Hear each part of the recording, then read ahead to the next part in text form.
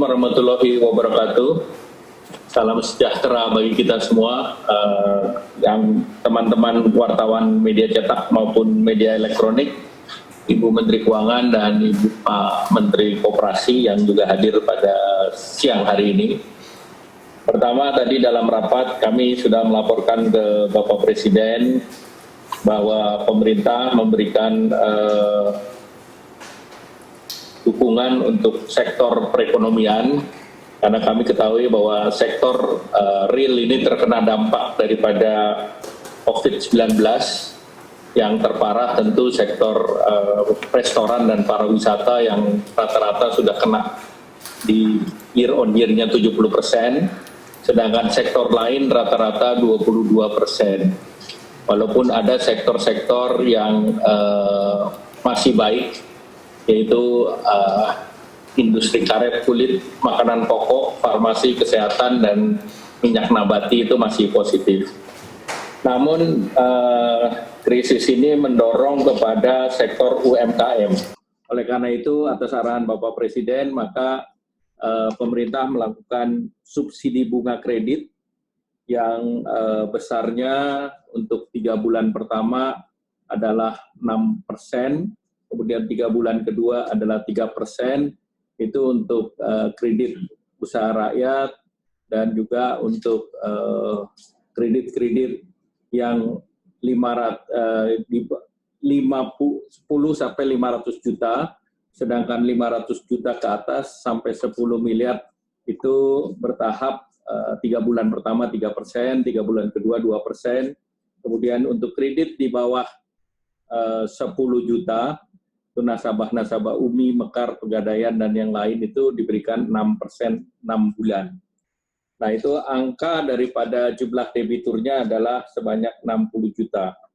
Kemudian skemanya nanti Ibu Menteri Keuangan akan menjelaskan secara detail, namun pemerintah juga menyiapkan bahwa mereka yang belum tercatat sebagai nasabah di sistem keuangan perbankan maupun mikro, itu diberi kesempatan untuk aktif mendaftar, yaitu untuk di LPDP, kemudian di lembaga seperti UMI, PMN, Mekar, di mana kami memberikan tambahan untuk potensi ekspansi penyaluran kredit, seperti di KUR kepada 3 tambahan nasabah, 3 juta nasabah baru, kemudian UMI seperti sekitar 550.000, nanti mekanismenya dijelaskan oleh Ibu Menteri Keuangan melalui PMN.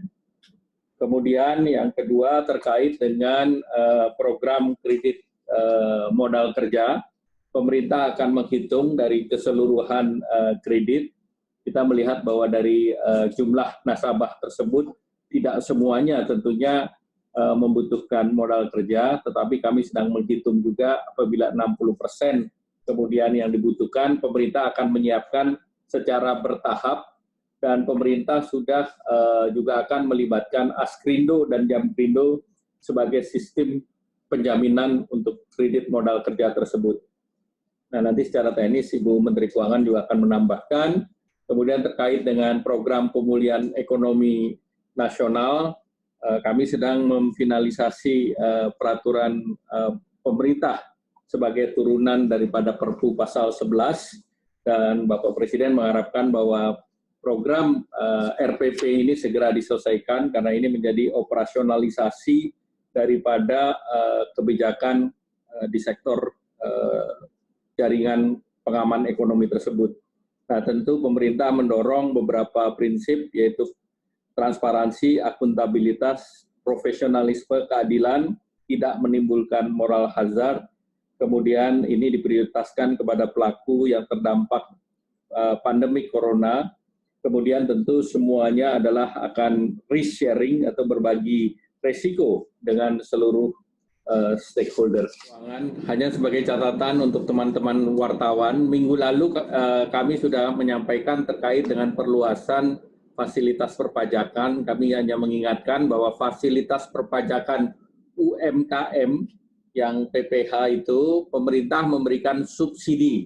Tadi menegaskan apa yang disampaikan Ibu Menteri Keuangan, besarnya sebesar 2,45 triliun. Jadi diberikan subsidi untuk pembayaran pajak. Yang pertama terkait dengan program ini cakupannya seluruh Indonesia. Jadi bukan hanya di Pulau Jawa, tetapi seluruh Indonesia, karena ini mencakup seluruh perbankan, juga BPR, kemudian PUR, UMI, Mekar, dan Pegadaian. Dan ini termasuk juga di dalamnya UMKM online maupun koperasi. Sehingga dengan demikian ini adalah program berlaku untuk seluruh Indonesia. Kemudian terkait dengan pelaksanaan, segera setelah RPP ini berjalan dan PMK terbit, maka ini akan segera dijalankan. Dan beberapa program yang sudah mulai duluan adalah KUR. KUR itu sudah mulai berjalan dan kami mendapatkan laporan dari Himbara, sebagian besar sudah terlaksana. Demikian pula yang terkait dengan PO OJK 11 dan juga regulasi yang mengatakan restrukturisasi daripada kredit di bawah 10 miliar ini sudah mulai berjalan.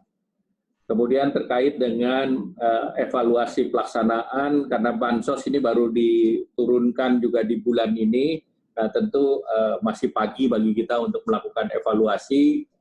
Tambahan saja untuk kartu prakerja yang mendaftar di site sekitar 8,4 juta dan kemarin sudah di batch kedua itu jumlahnya 288.111 peserta, dan demikian pula Kemensos sudah mulai meluncurkan seluruh program bansosnya. Demikian, terima kasih.